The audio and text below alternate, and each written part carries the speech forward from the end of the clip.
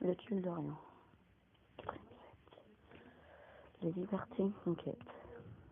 En 1789, il y a plusieurs libertés. La liberté individuelle, la liberté d'expression, les droits sociaux, la liberté de pensée, de conscience. Et puis, les droits du citoyen. Depuis 1789, on acquiert de plus en plus les libertés. Exemple, la liberté individuelle. En 1848, il y a eu l'abolition de l'esclavage. En 1978, il y a eu la loi informatique. En 1981, l'abolition de la peine de mort. En 2000, Liberté. Déclaration des droits de l'homme. L'Assemblée nationale constituante a écrit les droits de l'homme et du citoyen le 26 août 1789 pour le peuple de France. Les droits de l'homme et du citoyen apportent à la France la liberté. Liberté d'agir les uns envers les autres dans un esprit de fraternité. Liberté de penser, liberté des cultes, religion. Chacun a le droit de choisir et de pratiquer sa religion. Liberté d'opinion et d'expression.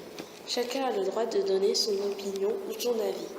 Elle apporte aussi des droits universels, droit à la vie et à la sûreté de sa personne, droit de conscience, chacun a le droit d'utiliser sa conscience, droit à un niveau de vie suffisant.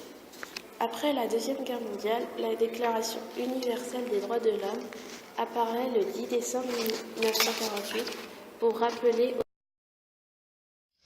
Justine Émailly.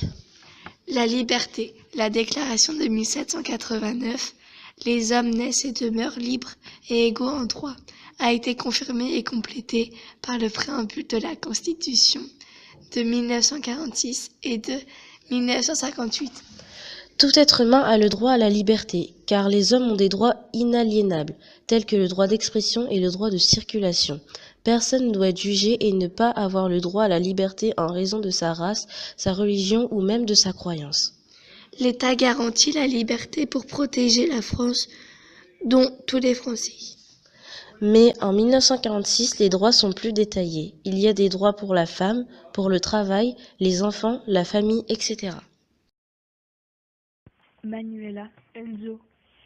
La liberté et ses limites. La liberté consiste à faire des choses dans notre liberté mais que ça ne limite pas aux autres. À ce moment-là, quand une personne empêche la liberté d'un autre, on devient égaux par rapport aux autres. Donc on impose des lois pour que ces situations-là ne se produisent pas.